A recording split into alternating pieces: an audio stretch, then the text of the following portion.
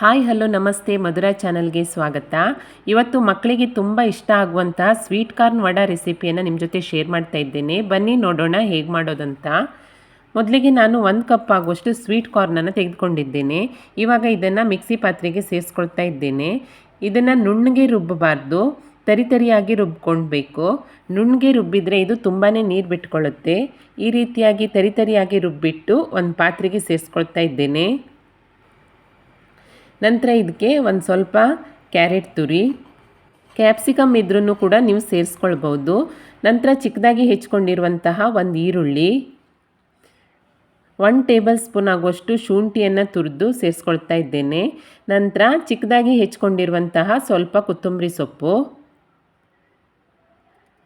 ಒಂದು ಅರ್ಧ table spoon ಆಗುವಷ್ಟು ಗರಂ ಮಸಾಲ ಪೌಡರ್, ಒಂದು ಅರ್ಧ ಟೇಬಲ್ ಸ್ಪೂನ್ ಆಗುವಷ್ಟು ಪೆಪ್ಪರ್ ಪೌಡರ್. ನೀವಿಲ್ಲಿ ಪೆಪ್ಪರ್ ಪೌಡರ್ ಬದಲಿಗೆ ಹಸಿಮೆಣಸನ್ನು ಕೂಡ ಚಿಕ್ಕದಾಗಿ ಹೆಚ್ಚಿಬಿಟ್ಟು ಸೇರಿಸ್ಕೊಳ್ಬಹುದು. ನಂತರ ರುಚಿಗೆ ತಕ್ಕಷ್ಟು ಉಪ್ಪು, ಒಂದು 2 ಟೇಬಲ್ ಸ್ಪೂನ್ ಆಗುವಷ್ಟು ಕಡಲೆ ಹಿಟ್ಟು, ಒಂದು 2 ರಿಂದ 3 ಟೇಬಲ್ ಸ್ಪೂನ್ ಆಗುವಷ್ಟು ಅಕ್ಕಿ ಹಿಟ್ಟು.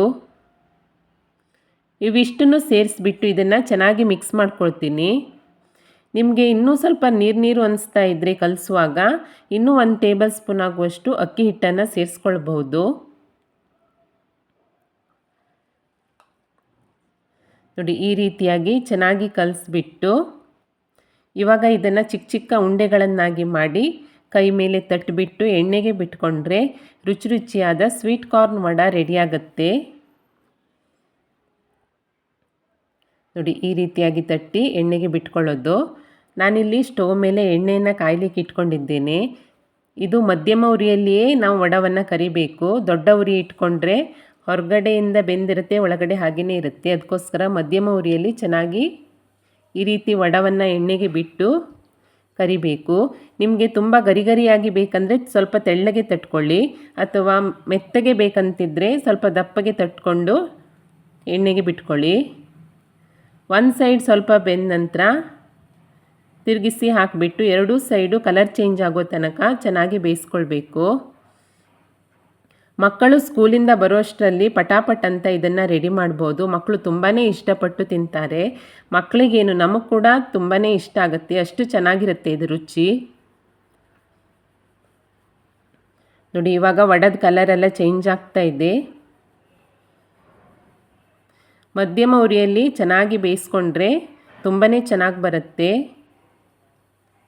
ನೋಡಿ, ಇವಾಗ ಬೆಂದು ಪೂರ್ತಿಯಾಗಿ ಕಲರ್ ಚೇಂಜ್ ಆಗಿದೆ. ನಾನಿವಾಗ ಎಣ್ಣೆಯಿಂದ ಎತ್ಕೊಳ್ತಾ ಇದ್ದೇನೆ. ಅದೇ ರೀತಿಯಾಗಿ ಎಲ್ಲ ವಡವನ್ನು ಚೆನ್ನಾಗಿ ಎಣ್ಣೆಯಲ್ಲೇ ಕರ್ತ್ಕೊಂಡಿದ್ದೇನೆ. ನೋಡಿ, ರುಚಿಯಾದ ಸ್ವೀಟ್ ಕಾರ್ನ್ ವಡಾ ರೆಡಿಯಾಗಿದೆ. ನೀವು ಟೊಮೆಟೊ ಸಾಸ್ ಜೊತೆ ಸರ್ವ್ ಮಾಡಿದ್ರಂತೂ ತುಂಬಾ ಚೆನ್ನಾಗಿರುತ್ತೆ. ಮಕ್ಕಳಿಗೆ ತುಂಬ ಇಷ್ಟ ಆಗುತ್ತೆ. ಹಾಗೂ ನೀವು ಮಕ್ಕಳು ಸ್ಕೂಲಿಂದ ಬರುವಷ್ಟರಲ್ಲಿ ಪಟಾಪಟ್ ಅಂತ ಮಾಡ್ಕೊಳ್ಬಹುದು. ತುಂಬಾ ಚೆನ್ನಾಗಿರುತ್ತೆ, ಮಕ್ಕಳು ಇಷ್ಟಪಟ್ಟು ತಿಂತಾರೆ. ಖಂಡಿತ ಟ್ರೈ ಮಾಡಿ. ರೆಸಿಪಿ ನಿಮಗೆ ಇಷ್ಟ ಆದರೆ ಲೈಕ್ ಮಾಡಿ, ಶೇರ್ ಮಾಡಿ, ಕಮೆಂಟ್ ಮಾಡಿ. ಹಾಗೆ ಹೊಸದಾಗಿ ನಮ್ಮ ಚಾನಲ್ ನೋಡ್ತಾ ಇದ್ದರೆ ಸಬ್ಸ್ಕ್ರೈಬ್ ಮಾಡ್ಕೊಳ್ಳಿ. ಸಿಗೋಣ ಮುಂದಿನ ರೆಸಿಪಿಯಲ್ಲಿ.